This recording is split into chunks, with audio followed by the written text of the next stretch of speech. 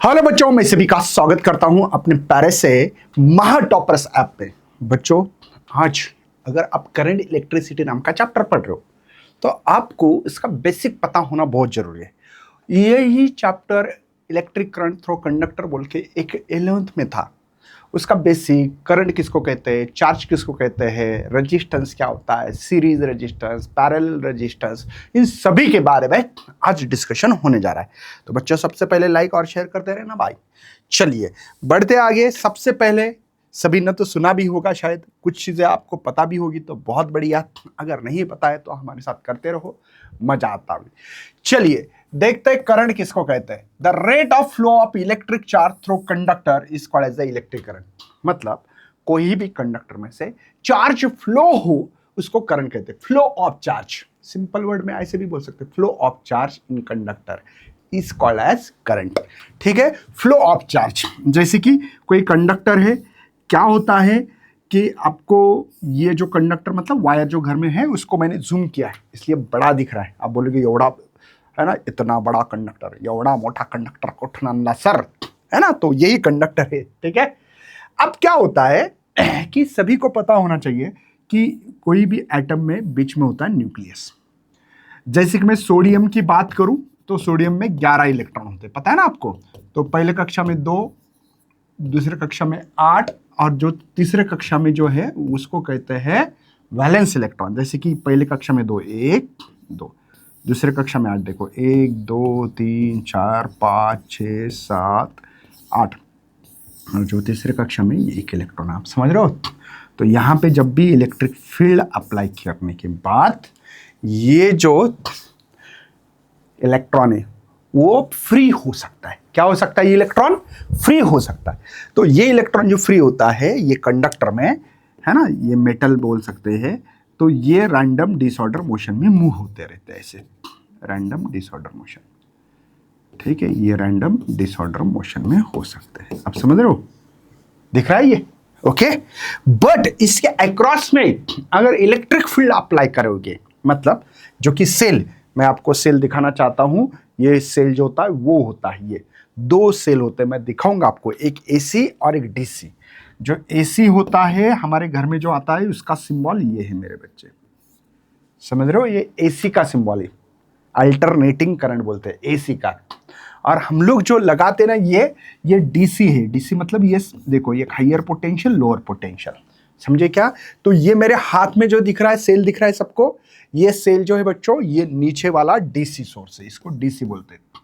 ठीक है, combination of cell is called battery. मतलब अगर मैं ये सेल है, देखो एक के पीछे एक सेल लगाता हूं, पता होगा यहाँ पे पॉजिटिव यहाँ निगेटिव होता है। तो ये जो है ना, या गुंडी है, देखो ये ऐसी थोड़ी सी, मैं गुंडी बोलता हूँ, आप क्या बोलते हैं क्या मालूम। ठीक है भाई, जो पार्ट दिख रहा है ऊपर ऐसा थोड़ा सा, इधर पॉजिटिव होता है, इस साइड में पॉजिटिव मेरा, देखो यहाँ पे दिख रहा है, आपको नहीं दिखेगा लेकिन ये पॉजिटिव है, ये निगेटिव, ये जो चपटा पार्ट है निगेटिव। तो मुझे यहाँ पे ऐसे लगाओ तो सीरीज होगा, मतलब यहाँ पे मुझे एक सेल ये हो गया, ये दूसरा सेल है बच्चा, मतलब ये 2 सेल हो गई। 3 बार होगा तो 3 सेल, एक बड़ी लाइन एक छोटी लाइन, है ना, मतलब हायर लोअर पोटेंशियल दिखाने के काम आता है।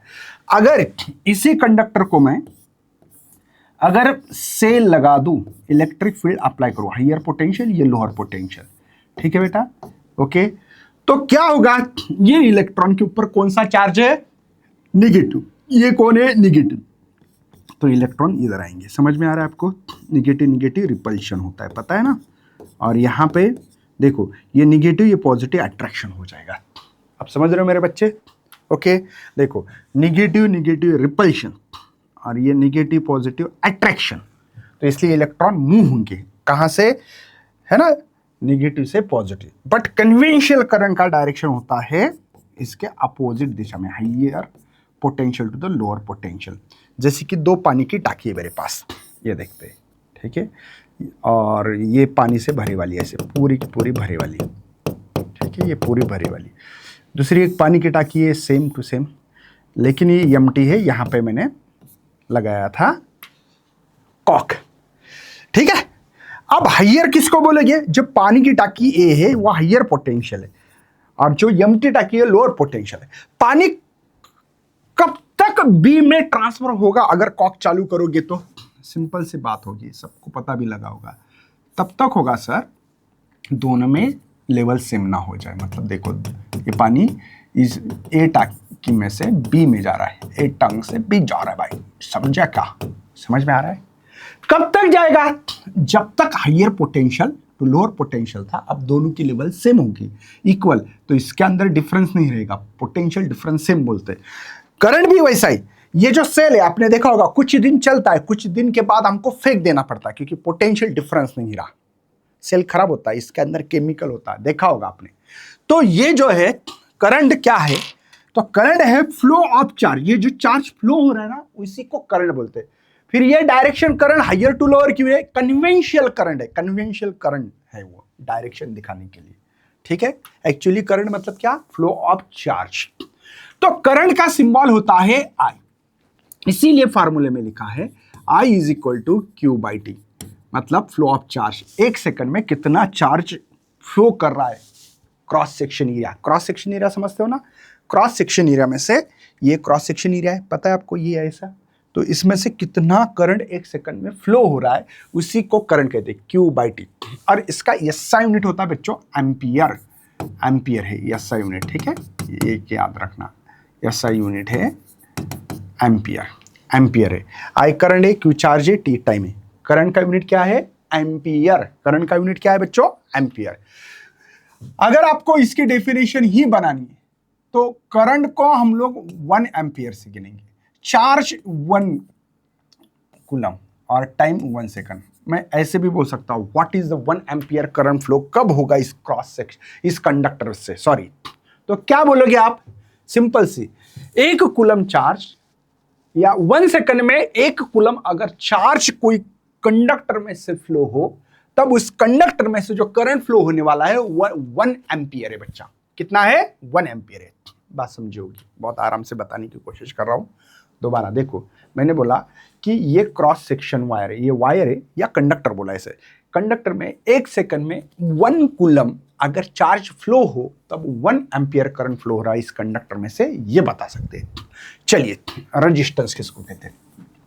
जो करंट फ्लो होने में अपोज करे, करंट फ्लो हो रहा है और करंट फ्लो होने में अपोज जो होता है, जैसे कि भाई मैं बाइक चला रहा हूं तो स्पीड ब्रेकर मेरे लिए रेजिस्टेंस हो गया, बारिश आ गई, टू व्हीलर बारिश लगती है तो मुझे खड़े रहना पड़ेगा, कुत्ता बीच में आ गया, रेजिस्टेंस हो गया भाई, है ना, गाड़ी पंक्चर होगी, रेजिस्टेंस हो गया। रेजिस्टेंस मतलब करंट फ्लो, जैसे गाड़ी चलाने में अपोज हो रहा है तो हम लोग इसको स्पीड ब्रेकर बोलते हैं।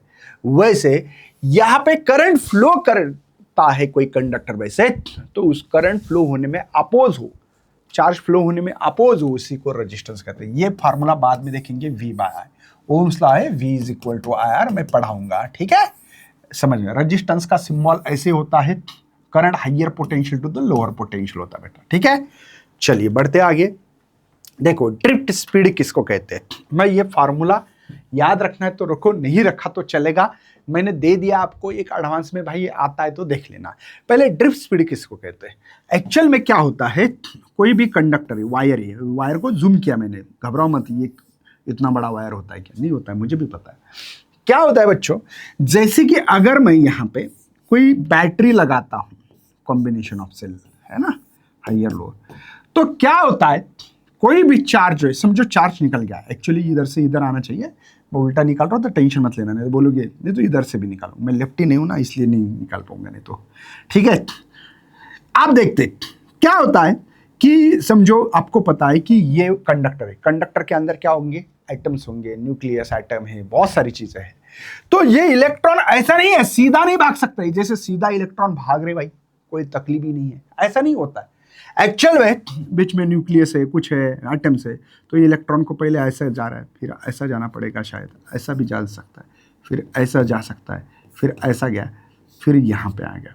मैंने देखा इनिशियल पोजीशन जो है वो ए है ना, और लास्ट की समझो जो भी यक्स है, तो एक्चुअल में कितना गया, ये व्हाइट कलर की लाइन जो दिख रही है यहाँ से यहाँ तक ही ड्रिफ्ट हो गया है।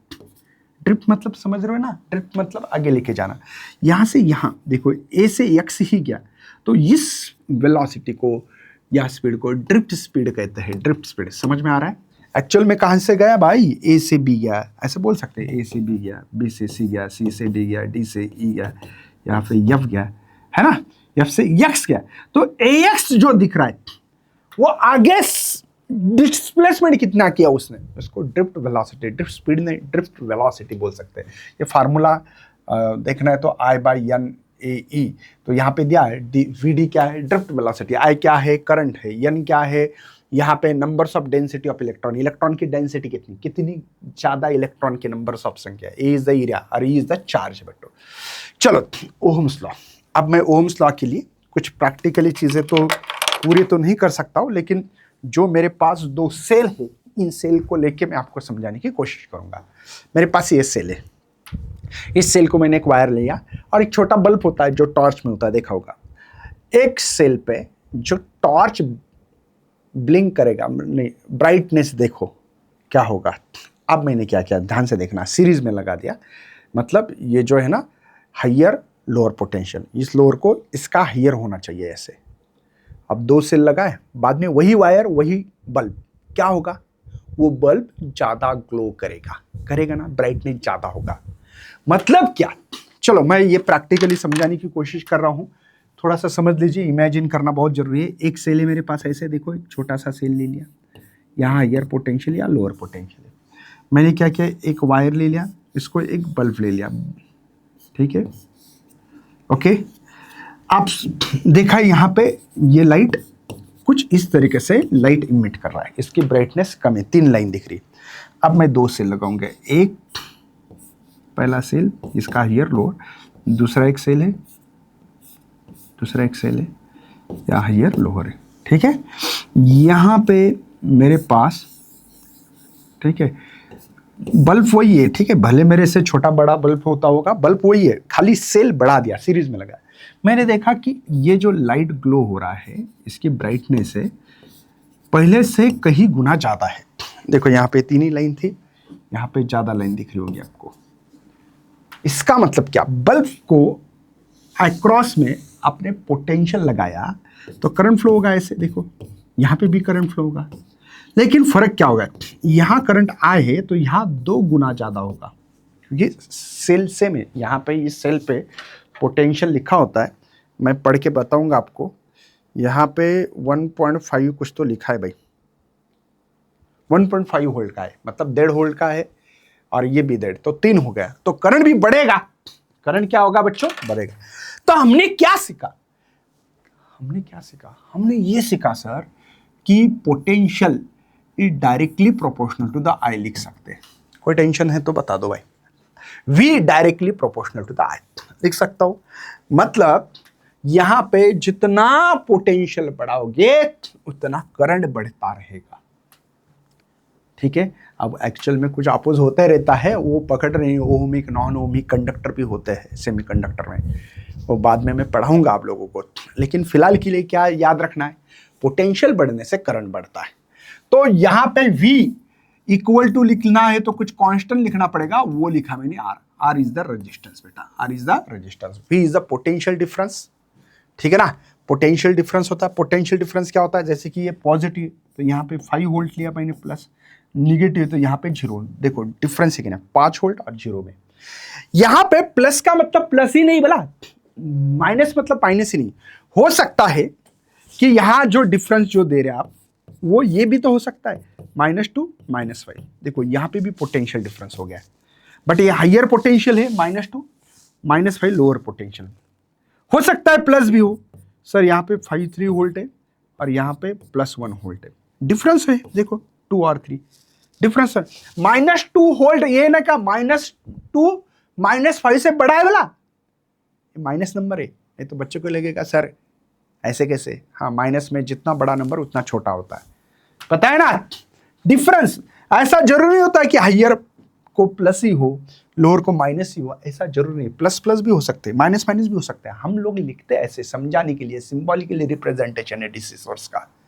ओम्स लॉ समझा क्या कि वोल्टेज जो है ये करंट को प्रोपोर्शनल है, तो इसको पढ़ना जरूरी है। एट कांस्टेंट टेम्परेचर या कांस्टेंट जो भी टेम्परेचर या इसका इसके लेंथ, ये बाकी सब कांस्टेंट है, ऐसे बोल के भी लिख सकते हो। At constant temperature current flowing through conductor किसको डायरेक्टली प्रोपोर्शनल है? Potential difference between the two end of conductor, है ना, मतलब V डायरेक्टली प्रोपोर्शनल आए लिख सकते हैं। अभी अभी जो मैंने फार्मूला यूज किया था, देखो R is equal to V by I, समझे, V बाय, समझ में आ रहा होगा बच्चों, जो लिखा था वही यहाँ पे एक्सप्लेन करो। इलेक्ट्रिक पोटेंशियल क्या होता है, ठीक है, इलेक्ट्रिक पोटेंशियल क्या होता है, देखो कुछ चीजें हैं मैं आपको और एक्सप्लेन करना चाहता हूँ, ठीक है। तो यहाँ एक बात समझते हैं कि एक तो पॉजिटिव चार्ज रहा ना तो इलेक्ट्रिक फील्ड अवे रहती, इलेक्ट्रिक फील्ड अवे रहती, और निगेटिव चार्ज रहा इलेक्ट्रिक फील्ड इनसाइड रहती है, ठीक है। ऐसे दो चार्ज लोगे, मैं इलेक्ट्रोस्टैटिक्स में आपको पढ़ाऊंगा, वो भी पॉजिटिव से निगेटिव इलेक्ट्रिक फील्ड होती है, पॉजिटिव से स्टार्ट निगेटिव पे एंड, ठीक है। और magnetic field electric field positive से स्टार्ट निगेटिव पे एंड होती है। अगर सेपरेट रहा तो पॉजिटिव से अवे निगेटिव से इनसाइड, लेकिन यही जगह पे मैग्नेट रहता है। बेसिक चालू तो बेसिक की बात करेंगे। मैग्नेट में क्या होता है बच्चों, अगर आपको बता दूं, नॉर्थ पोल ये साउथ है, नॉर्थ से अवे होती है बाहर की साइड में और साउथ पे एंड होती है। ये कहाँ, बाहर की बात है।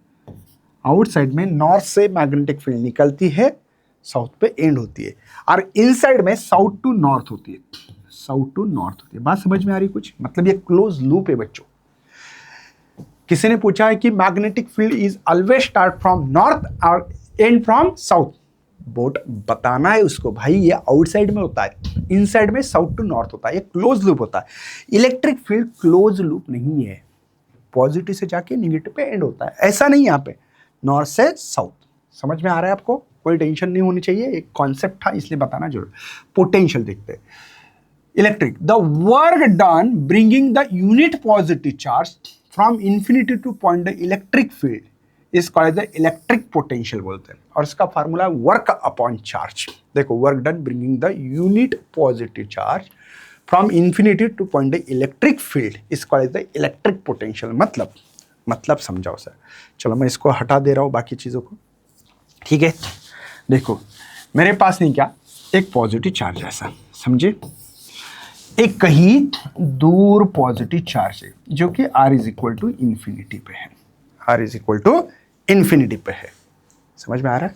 एक पॉजिटिव चार्ज है, एक R is equal to infinity पे एक पॉजिटिव चार्ज रखा। मैं इसको धीमे धीमे धीमे धीमे धीमे धीमे धीमे धीमे धीमे धीमे यहाँ तक लेके आ रहा हूँ, यहाँ तक लेके आने वाला हूँ, ठीक है भाई। ये चार्ज को यहाँ लेके आने वाला। हुआ क्या बच्चों, पॉजिटिव पॉजिटिव क्या होगा, रिपेल होगा। Positive positive repulsion, negative negative repulsion, positive negative attraction, charge पता होगा आपको।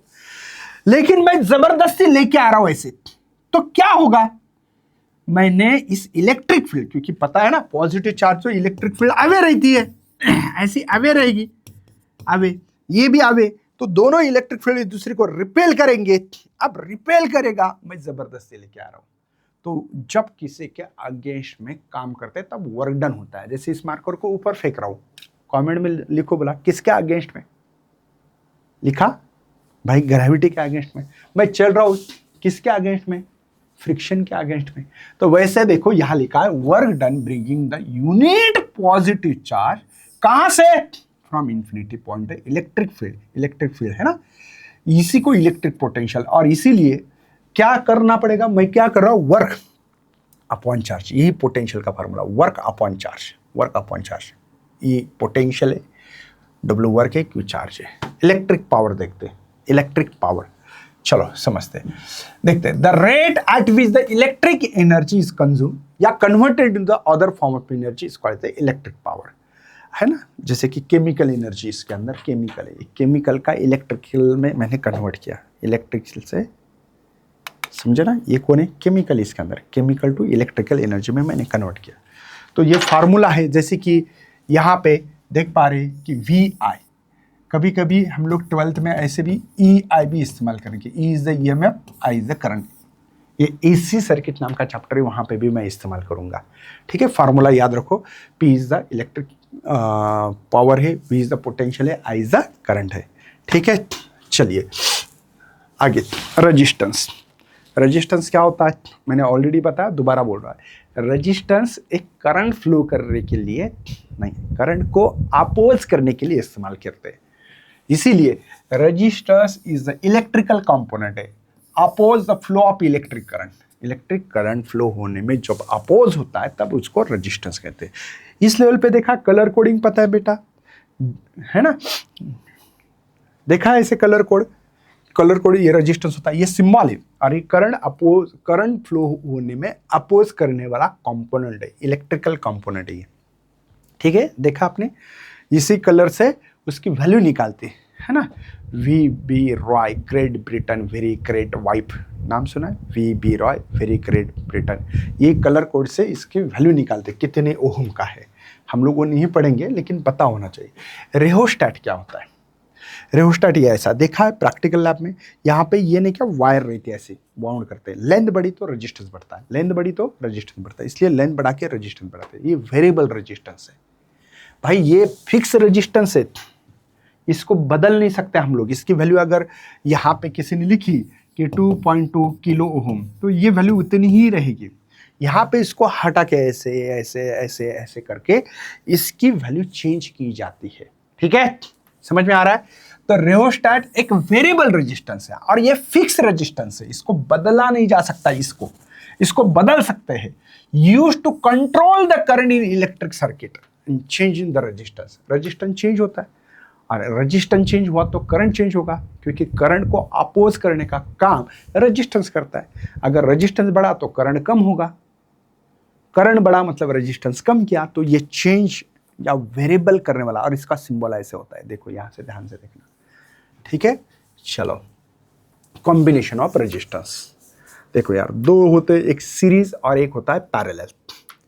सीरीज मतलब कौन सा रेजिस्टेंस, देखो यहां पे मैं एक के बाद एक रेजिस्टेंस, पहला रेजिस्टेंस, दूसरा, तीसरा, एक यहाँ पे पोटेंशियल लगाऊंगा, higher lower potential, higher lower potential, ठीक है। कॉम्बिनेशन ऑफ सेल है ये, इसकी वैल्यू है R1, इसकी R2, इसकी R3। करंट जा रहा है I, आ रहा है B, I, ठीक है। ये टर्मिनल है समझो, एक एंड है, दूसरा एक है B। जो करंट यहाँ से जा रहा है वही यहाँ से जा रहा है, हर जगह से सेम करंट जा रहा है, कोई टेंशन नहीं होना चाहिए, सबको पता लगा होगा, ठीक है। बट ड्रॉप ऑफ वोल्टेज अलग अलग होगा। इसके अक्रॉस में वोल्टेज V1 है, इसके अक्रॉस में V2 वोल्टेज ड्रॉप हो रहा है और इसके अक्रॉस में V3 ड्रॉप हो रहा है, कोई टेंशन नहीं होना चाहिए। समझ में आ रहा है। ड्रॉप ऑफ वोल्टेज हर किसी के अक्रॉस में अलग अलग है, कुछ ना कुछ होता होगा, 5 वोल्ट, 7 वोल्ट, 10 वोल्ट, जो भी ये जो पोटेंशियल अप्लाई किया वो चलना आगे मेरे बच्चे, कोई टेंशन नहीं है। अगर सीरीज में रेजिस्टेंस लगाओगे तो रेजिस्टेंस की वैल्यू बढ़ती है, ऐड होता है। मतलब अगर सीरीज में किसी ने फार्मूला पूछा तो R1 plus R2 plus R3, मतलब किसी भी सर्किट का रेजिस्टेंस बढ़ाना है तो आप सीरीज कॉम्बिनेशन इस्तेमाल करोगे, राइट है बेटा, है ना, समझ में आ रहा है। मतलब करंट अगर सेम फ्लो हो ईच रेजिस्टेंस में से तो वो सीरीज है, क्योंकि उसको कोई वे नहीं ना, एक ही रास्ता है भाई, उसी रास्ते से इलेक्ट्रॉन को जाना है, इसी डायरेक्शन में करंट को फ्लो करना है, करंट स्प्लिट नहीं होता है। समझाऊंगा कैसे होता है। जब रेजिस्टेंस बढ़ाना है तो सीरीज में लगाओ, मतलब एक आधा सर्किट का रेजिस्टेंस बढ़ाना है तो सीरीज में लगाओ, रेजिस्टेंस बढ़ जाएगा, ठीक है। पैरेलल क्या होता है, ध्यान से देखना इधर, पैरेलल वाला कॉन्सेप्ट, ये देखो, ये है पैरेलल, ये है पैरेलल। दिख रहा है इसलिए पैरेलल मत मानना भाई, मैं एक एग्जांपल भी दूंगा आपको पता लगेगा, ठीक है। ये higher potential lower potential, higher potential lower potential, higher potential lower potential, बात समझ में आ रही है। यहाँ पे जो रेजिस्टेंस है वो R1 है, यहाँ पे R2 है, R3 है, ये भी पोटेंशियल है, ठीक है ना। ये A टर्मिनल है, ये B टर्मिनल है, समझ में आ रहा है। अब यहाँ पे ध्यान रखना, यहाँ हमारे पास जब भी करंट आएगा आयनाम का, क्या हो रहा है, यहाँ पे स्प्लिट हो रहा है, कुछ करंट इसमें जाएगा R1 में से, कुछ करंट यहाँ से जाएगा और कुछ करंट यहाँ से जाएगा, कोई टेंशन तो नहीं। यहाँ पे करंट स्प्लिट हो रहा है, ठीक है ना, 3 दिशाओं में। करंट स्प्लिट होना मतलब पैरेलल, ये करंट स्प्लिट हो रहा है, देखो ए पे आ गया, करंट स्प्लिट हो रहा है, कुछ इधर जाओ, कुछ इधर जाओ, कुछ इधर जाओ, बाकी मेरे पीछे आओ। समझे ना? करंट जब स्प्लिट होता है, करंट जब स्प्लिट होगा तो वो पैरेलल कॉम्बिनेशन है, समझना। लेकिन पोटेंशियल डिफरेंस अक्रॉस सेम है, क्योंकि ये हायर पोटेंशियल समझो 5 वोल्ट है और ये 0 वोल्ट है इस साइड में लेकर, तो ये 5 वोल्ट, सबको 5 ही वोल्ट है। देखो यहाँ पे ये 0 वोल्ट है, देखो इसके अक्रॉस में देखो एक टर्मिनल 5 को लगाया, एक 0 को लगा दिया, इसका दूसरे का रेजिस्टेंस ये 5 है, देखो 5 को कनेक्ट किया, एक 0 को किया, दिख रहा है ना? तीसरा रेजिस्टेंस, एक 5 को एक 0 को, मतलब पोटेंशियल जो लगाया है दो टर्मिनल को वो सेम है, सेम है, पोटेंशियल सेम है, बट करंट स्प्लिट हो रहा है। अब दिखने से नहीं होता है, जैसे कि मेरे पास एक समझो कॉम्बिनेशन ऑफ सेल है, एक रेजिस्टेंस है ये रेजिस्टेंस ये है और ये एक रेजिस्टेंस है बेटा, ठीक है। तो किसी ने पूछा कि R1 R2 R3 ये दिख रहा है कि नहीं पैरेलल, R1 R3, लेकिन ये पैरेलल नहीं, सीरीज में है। क्यों? करंट गया हायर पोटेंशियल से, देखो ऐसे आएगा, ऐसा आएगा, ऐसे आएगा, लोअर पे वापस आ रहा है। करंट स्प्लिट हुआ क्या? जैसे यहां करंट स्प्लिट हो रहा है, बट गया, वैसे नहीं बट रहा है ना भाई, तो ये कॉम्बिनेशन हो गया सीरीज, दिख रहा है पैरेलल, एक के सामने एक है लेकिन नहीं है। बढ़ने आगे, जब भी पैरेलल रेजिस्टेंस होता है तो रेसिप्रोकल, रेसिप्रोकल मतलब कम करना है ना, R1 1/R2 1/R3, देखो समझ में आ रहा है। सीरीज में ऐड किया जाता है, पैरेलल में रेसिप्रोकल मतलब रेजिस्टेंस की वैल्यू को कम किया जाता है। अगर हमारे पास दो ही रेजिस्टेंस हो तो एक स्पेशल फार्मूला दे रहा हूं, देखो पैरेलल का, तो प्रोडक्ट ऑफ टू रेजिस्टेंस करो divided by sum of two resistance. दो रेजिस्टेंस पैरेलल में हो, दो ही, जैसे यहां 3 है तो 2 ही रहे, तो ये अगर आइडेंटिकल हो तो, आइडेंटिकल का मतलब सर सेम रेजिस्टेंस, इसकी वैल्यू 2 ओम है, इसकी 2, इसकी 2 है, तब पैरेलल रहा और वो आइडेंटिकल रहा तो R/N लिखते, N is the numbers of resistance, ठीक है। यहां पे भी आइडेंटिकल रहा तो N × R लिखते, यहां पे मल्टीप्लिकेशन में है क्योंकि बढ़ रहा है इसलिए मल्टीप्लिकेशन में, और डिवाइड होना मतलब कम करना, पैरेलल में रेजिस्टेंस की वैल्यू कम की जाती है। मतलब अगर किसी सर्किट का रेजिस्टेंस कम करना है तो आप क्या करोगे? सिंपल फंडा इस्तेमाल करोगे, पैरेलल वाला कॉन्सेप्ट। रेजिस्टिविटी क्या होती है बच्चों? देखो वायर की लेंथ बढ़ी तो रेजिस्टेंस बढ़ जाता है, पता है आपको। जैसे कि मैं रोड की बात करूंगा, मुझे यहां से 1 किलोमीटर जाना है, ठीक है, और मुझे यहां से 10 किलोमीटर जाना है, तो प्रॉब्लम ज़्यादा कहाँ आएंगे? मैं टू व्हीलर पे जा रहा हूँ तो 1 किलोमीटर में फटक से रास्ता आएगा, जो भी प्रॉब्लम होंगे कम होंगे, रास्ता सेम है समझो। ऐसा नहीं सर वो 1 किलोमीटर बहुत खराब है, एक बहुत अच्छा है, ऐसा नहीं बोल रहा हूँ, क्वालिटी सेम है, रोड वही है सबके। हाँ, लेंथ बढ़ी तो प्रॉब्लम बढ़ते हैं, मतलब रेजिस्टेंस बढ़ता है, ठीक है। और inversely proportional area of cross section, मतलब अगर यहाँ पे एरिया देखो, बहुत पतला वायर है और एक बहुत मोटा वायर है, बहुत मोटा वायर है, इसमें से इलेक्ट्रॉन ज़्यादा है जाएंगे, यहाँ से इलेक्ट्रॉन ज़्यादा जाएंगे भाई, यहाँ इलेक्ट्रॉन, और यहाँ इलेक्ट्रॉन कम जाएंगे। क्यों? आपको भी पता है छोटा रास्ता है ना, तो एरिया ऑफ क्रॉस सेक्शन बड़ा होना मतलब रेजिस्टेंस कम, क्योंकि इलेक्ट्रॉन ज़्यादा गए मतलब करंट ज़्यादा तो रेजिस्टेंस कम होता है, समझे बेटा। तो R = लिखना है तो रो इज द रेजिस्टिविटी, ये मटेरियल पे डिपेंड करती है, L/A। अगर रेजिस्टिविटी ही निकालनी है तो रो निकालना पड़ेगा, रो = देखो ये RA/L, ये है रेजिस्टिविटी बेटा। इसका किसी को असाइनमेंट चाहिए तो मैं निकाल के दे रहा हूँ आपको, ध्यान से देखना। देखो resistance ohm, area metre square और लेंथ भी मीटर, मीटर मीटर गेट भी कैंसल, तो ये ओम मीटर है, समझे। Resistivity is the resistance offer by conductor, unit length and unit of cross section area, ठीक है। Resistance offer by conductor, unit length और यूनिट क्रॉस सेक्शन एरिया, ठीक है। अब ये यूनिट इसलिए बताया कि 1 मीटर ले लिया लेंथ, 1 मीटर स्क्वायर एरिया ले लिया, तो इसका रेजिस्टिविटी कितना होगा, ये डेफिनेशन भी बनती है लेकिन बनानी नहीं है यहाँ पे। EMF इलेक्ट्रोमोटिव फोर्स, ईएमएफ क्या होता है बच्चों, जैसे कि हम लोगों ने ओम्स लॉ में एक फार्मूला लिखा, V is equal to IR, right है बेटा। एक्चुअल में यहाँ पे एक रेजिस्टेंस है, ऐसा रेजिस्टेंस होता है। मैं इसका एक सर्किट डिजाइन करूंगा, देखो ये यहाँ पे सेल के अंदर की कहानी है। सेल होता है ना, सेल के अंदर, तो यहाँ पे हमारा सेल हाइयर लोअर पोटेंशियल और ये स्मॉल रेजिस्टेंस है, ठीक है। ये कैपिटल आर है, ये स्मॉल आर है, हाइयर लोअर पोटेंशियल। बात समझ में आ रही सर? सेल के अंदर रेजिस्टेंस होता है क्या? नहीं नहीं, ये जो सेल होता है ना, इसमें केमिकल होता है और कुछ दिनों के बाद वो केमिकल निकम्मा बन जाता है, मतलब काम नहीं करता है ना। इसके रिएक्शन जो भी होती होगी, काला मटेरियल होता है, इसको फोड़ोगे तो खराब होने के बाद, तो वो इंटरनल रेजिस्टेंस बढ़ता है। अब ये रेजिस्टेंस सीरीज है पैरेलल? सीरीज है। आपको कैसे पता लगा? करंट निकला हाइयर पोटेंशियल से, देखो सेम करंट फ्लो हो रहा है दोनों रेजिस्टेंस से, तो इसको ईएमएफ बोलते हैं, ई लिखते हैं ई। अब आई इंटू आर वही फार्मूला आई, बट अब आर कैसे है? कैपिटल आर और ये स्मॉल आर। ये हो गया मेरा ईएमएफ का फार्मूला, इलेक्ट्रोमोटिव फोर्स। चलिए देखते हैं।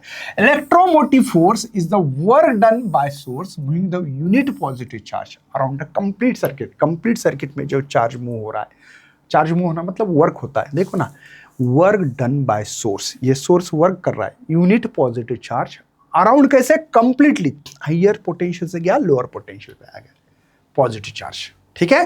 फार्मूले में पता लगा होगा शायद।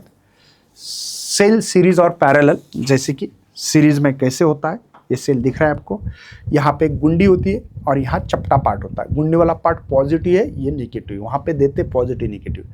तो ये अगर आप लोग सेल एक के बाद एक लगाओगे, मतलब हाइयर पोटेंशियल लोअर, बाद में हाइयर लोअर, तब बच्चों ये सीरीज कॉम्बिनेशंस कहलाते हैं। और ऐड कर सकते हैं, इसका जो सेल जो है हम लोग ऐड कर सकते। ई नेट निकालना है, ई नेट, तो आप करोगे पहला सेल का ईएमएफ, दूसरा सेल का ईएमएफ। मतलब अगर आपको और क्लियर लिख दूँ तो पता लगेगा कि ये पहला सेल था हमारा, ये कौन सा सेल है? ये पहला सेल, देखो हाइयर लोअर, बाद में हाइयर लोअर, ठीक है। ये एक जगह पे लिखा, ऐसे भी लिख सकते हैं, या हाइयर पोटेंशियल लोअर, इसका ईएमएफ E1, दूसरा सेल इसका ईएमएफ E2। अगर पहले सेल का निगेटिव दूसरे के पॉजिटिव के साथ हो, क्या बोला मैंने? पहले का निगेटिव दूसरे के पॉजिटिव के साथ है, या ऐसे भी बोल सकते हैं, पहले ये निगेटिव है, बाद में हाइयर पोटेंशियल, बाद में निगेटिव है, बाद में हाइयर। ये भी तो हो सकता है। देखो, पहले का निगेटिव दूसरे के पॉजिटिव के साथ कनेक्ट हो, तब सीरीज है और ईएमएफ नेट एडिशंस किया जाता है। या पहले का पॉजिटिव दूसरे के नेगेटिव के साथ है, चलेगा भाई, तो भी एडिशन करेंगे। लेकिन पैरेलल में क्या होता है? पहला सेल का अगर हाइयर लोअर, लोअर के साथ हो, समझे क्या? हाइयर लोअर, लोअर हाइयर, तब यहाँ पे इसका ईएमएफ E1 है, इसका E2 है। हम लोग मानते हैं कि E1 ग्रेटर है E2 से, मतलब ये 2 वोल्ट है, ये 1.5 वोल्ट है, समझे क्या? तब इसका ई नेट अगर निकालना हो तो E1 माइनस E2 होगा। या ऐसे भी लिख सकते हैं, पहले का लोअर हाइयर के साथ, हाइयर लोअर के साथ, समझे ना आप? ये E1 है, ये E2 है, समझे? तब बच्चों यहाँ पे E net is equal to E1 माइनस E2 है, सॉरी, लेकिन E1 ग्रेटर है, मान ले, हमने माना है कि E1 ग्रेटर है, ठीक है। तो ये मुझे लगता है कि पता हो सब चीज़ें तो बहुत बहुत मजा आएगा बच्चों। जंक्शन किसको कहते हैं? चलिए, जंक्शन रेलवे का जंक्शन नाम सुना है मेरे बच्चे ने? नाम सुना है, जहाँ पे रेलवे आती है बाहर जाती है, आती है बाहर जाती है ना, आना या बाहर जाना, इसी को जंक्शन कहते बेटा, है ना। The point of electric circuit there are the 3 or more conductor meet हो जाते हैं, ज्वाइंट होते हैं, उसको जंक्शन कहते हैं। लूप किसको कहते हैं?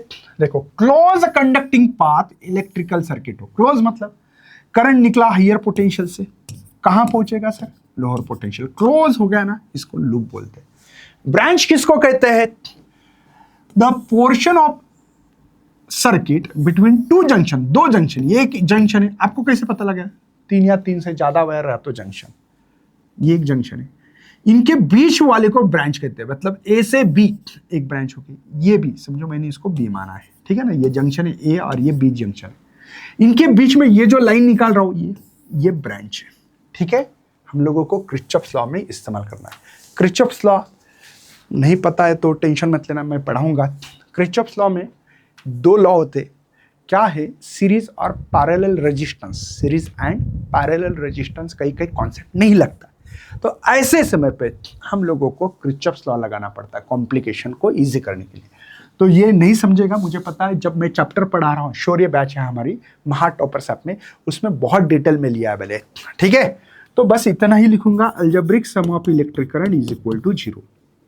इसमें कैसे रहता है, एक जंक्शन रहता है, अंदर वाले आने वाले करंट को प्लस लिखो, बाहर जाने वाले को माइनस लिखते हैं, ठीक है। ओके, देखो ये I3 है, किसी में ये बाहर I4 हो रहा है और ये भी अंदर जा रहा है I5। तो इसमें क्या करता है, जो करंट है ना इसमें कभी स्टोर रहता नहीं इस जंक्शन में, समझे ना। हमारे घर में जो स्विच होता है, करंट आता है वो बाहर जाता है, देखा होगा ना। तो अंदर आने वाला करंट बाहर जाने वाला करंट इक्वल करना है। मतलब देखो, अंदर आ रहा है करंट, I1 अंदर आ रहा है प्लस लिखा है, I2 बाहर जा रहा है इसलिए माइनस लिखा है, I3 अंदर आ रहा है प्लस, I4 और यहाँ पे प्लस I5 इक्वल टू 0 होता है। क्योंकि ये जंक्शन में करंट स्टोर नहीं रहता, हमारे पास जो बोर्ड होता है ना, इलेक्ट्रिक बोर्ड, उसमें करंट नहीं होता है स्टोर। अब देखो प्लस वाले को यहाँ लिखो, I3 I5, ठीक है। अब ये माइनस वाले इधर गए, I2 और ये I4। देखो ये इनकमिंग करंट है या आउटगोइंग करंट है, ये अंदर आने वाला या बाहर जाने वाला, ठीक है। यही किरचॉफ का first law, algebraic sum of electric current is equal to 0। और किरचॉफ वोल्टेज लॉ, ये पहले करंट लॉ था, ये वोल्टेज लॉ। बस यहाँ पे मैं इतना ही बोलूंगा, पोटेंशियल डिफरेंस और ईएमएफ की ऐड करो इक्वल टू 0।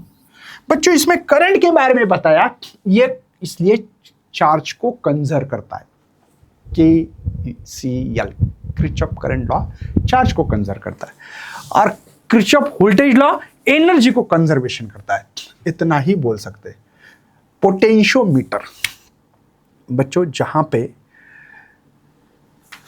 दो सेल को कंपेयर करना होता है, नंबर 1, ठीक है, इंटरनल रेजिस्टेंस सर्किट का निकालना होता है और पोटेंशियल स्मॉल को गिनना होता है, तब पोटेंशियोमीटर को इस्तेमाल किया जाता है।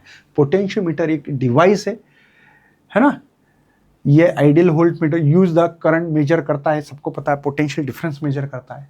और पोटेंशियल ग्रेडियंट एक वर्ड है, पोटेंशियल ग्रेडियंट, तो इसको लिखते हैं पोटेंशियल डिवाइडेड बाय लेंथ, तब ये पोटेंशियल ग्रेडियंट होता है बेटा। डिवाइड बाय डिस्टेंस लिखना, लेंथ मतलब एक डिस्टेंस है, तब पोटेंशियल ग्रेडियंट बोल सकते हैं। ग्लैवानोमीटर, वोल्टमीटर, ये जो है ग्लैवानोमीटर करंट को डिटेक्ट करने का काम करता है। मैं पढ़ा नहीं रहा हूँ, बेसिक बता रहा हूँ ओनली। ग्लैवानोमीटर एक सेंसिटिविटी इंस्ट्रूमेंट है, ये करंट को, स्मॉल इलेक्ट्रिक करंट को डिटेक्ट करने का काम करता है सर्किट में। इसी का आधार लेके कुछ सर्किट को डिजाइन करते, मतलब रेजिस्टेंस लगाते हैं, ठीक है ना, तब बच्चों एमीटर बनता है। कैसे बनाते हैं, एक ग्लैवानोमीटर है हमारे पास, ठीक है, ये ग्लैवानोमीटर, इसके पैरेलल में, ग्लैवानोमीटर के पैरेलल में एक सेंट रेजिस्टेंस लगाते हैं लो वैल्यू का, ताकि सर्किट में से ज़्यादा करंट जाए। इसमें से ज़्यादा करंट जाएगा तो ये डैमेज हो सकता है, इसीलिए बच्चों यहाँ पे पैरेलल एक सेंट रेजिस्टेंस लगाते हैं, लो वैल्यू का, लो सेंट मतलब बहुत कम वैल्यू का, ताकि ज़्यादा करंट जाए। और करंट को मेजर करने वाले डिवाइस को एमीटर बोलते हैं। एमीटर एक इंस्ट्रूमेंट है used to the electric current, है ना, measure the electric current. Electric current को मेजर कर रहा है तो आप एमीटर लगाओ। अगर आपको पोटेंशियल डिफरेंस मेजर करना है तो वोल्ट मीटर, ठीक है। ये कहां से बनते हैं वोल्ट मीटर, एमीटर, ये ग्लैवानोमीटर का आधार लेके। बस यहाँ सीरीज या पैरेलल रेजिस्टेंस लगा, यहाँ सीरीज में लगाते हैं, ऐसे ये सीरीज में लगाते, देखो हाई रेजिस्टेंस लगाते, समझे क्या, हाई बड़ा रेजिस्टेंस लगाते सीरीज में, किसके, ग्लैवानोमीटर के सीरीज में, तब वोल्ट मीटर बनता है। लेकिन हमारे घर में करंट मेजर करने के लिए एमीटर इस्तेमाल करते और वो सीरीज में लगाते, सर्किट के सीरीज में। ये बनाने के लिए पैरेलल लगा है, इंस्ट्रूमेंट बनाने के लिए सेंट रेजिस्टेंस पैरेलल है, लेकिन ये इंस्ट्रूमेंट जब हमारे घर में करंट मेजर करना है तब सीरीज में लगाते, सीरीज में। और वोल्ट मीटर पैरेलल लगाते पोटेंशियल डिफरेंस मेजर करने के लिए। जिन जिन बच्चों को भाई महा टॉपर्स ऐप में सीईटी हो, बोर्ड हो, इतने सारे ड्रॉपर हो, सभी के लिए हम लोगों ने यहाँ पीसीएमबी के सभी कोर्सेस है, तो जाके यहाँ पे ले सकते हो कोर्सेस। ठीक है, हमारी शौर्य बैच है, सीईटी के लिए भी है, सभी बैचेस है यहाँ पे। तो मिलते ही ऐसे सेशन में, तब तक करते बाय बाय, जय हिंद जय भारत, बाय बाय बच्चा।